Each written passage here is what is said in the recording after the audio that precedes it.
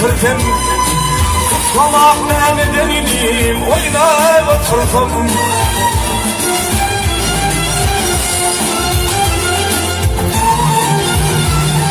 Ya gönlümde var, ay gönlümde var, maksat işim bitir hemen.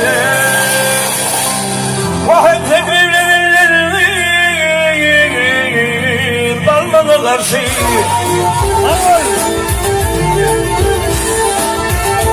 Öyle ricadım her ol.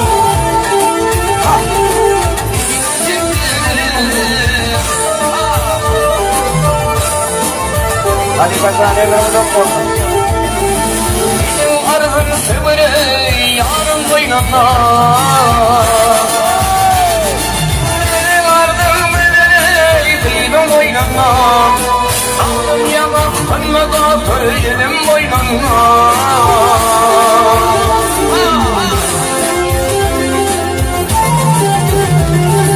İltimetim var onun eden oynana.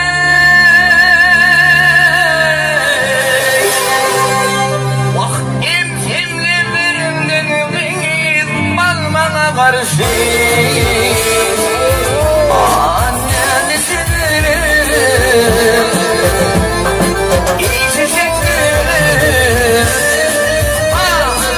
Hadi koyalım onu. Sana kamu, kasih kita.